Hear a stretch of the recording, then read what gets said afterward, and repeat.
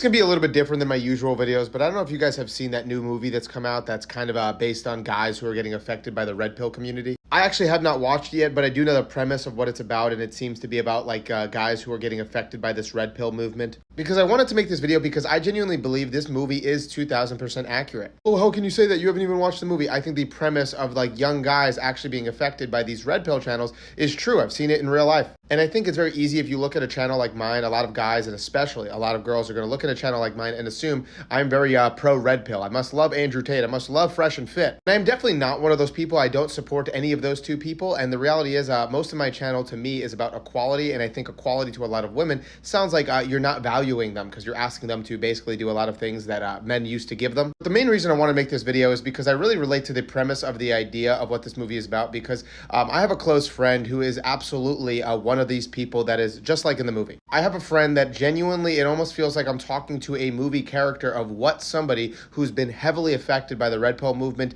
is becoming. I could see incrementally over the course of the last 3-4 years how he has looked up to guys like Andrew Tate or Wes Watson or these overblown characters of what a masculine tough guy is supposed to be. Whatever these men would say or do, he would copy them. He would make content similar to what they would make. He would sign up for their universities. It doesn't matter if a whole entire civilization came out and said that this man essayed them, they would never believe it because that is their glorified leader. For the obvious reason of remaining anonymous, I'm obviously not going to post any screenshots, but this person is the type of person when they get rejected, they send me text messages and voice memos ranting about how all women are you-know-whats and, he's too good for them anyways and he's making all this money. How can he dare be rejected? And I've seen incrementally, and he's just one example of how men get so insecure about how they present about their masculinity that it ends up just making it worse and leaving them lonelier. I received a text message from this individual today, and I already knew this before he said it, but it was interesting to see him say it out loud, where he goes on a rant to me about how he wishes he lived in a different area because all women are you-know-whats, and they only want to get with high-status rich men, and this is totally not fair. And he basically admitted that the women that he wants, he just feels like he's invisible to them. But he's not realizing the reason that he's invisible is not because of anything to do with their superficiality.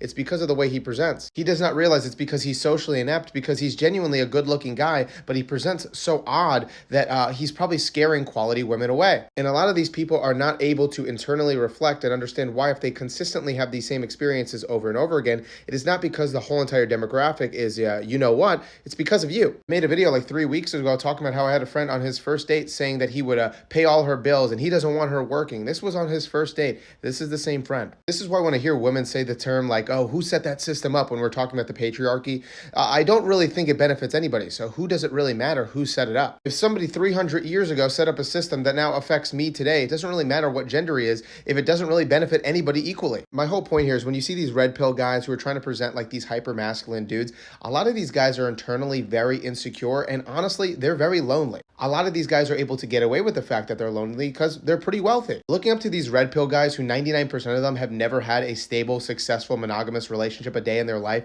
and the women that they're dating are most of the time just most like advanced version of what an escort would be. Taking advice from people like this when you are not a wealthy person who lives in a big city is only going to leave you exactly like my friend, confused and angry at a gender that didn't even do anything wrong. At some point, when you're having consistent patterns and similar things happening in every single experience that you have dating the opposite gender, you have to take accountability that it probably and can possibly be you. Because even though this seems like a little TV series that doesn't actually happen in real life, I can tell you I've met people in real life that were 100 times worse than this kid. Because it all starts from a place where people feel very lonely, they're very angry, and then they find this comfort in these guys telling them that you're not the problem. It's all of these other people. So understand what type of content you're consuming because yes, trust me, as we've seen on my channel, there's a lot of women who are the problem, but not all women are the problem. But that's just my opinion. But hey, what do you think?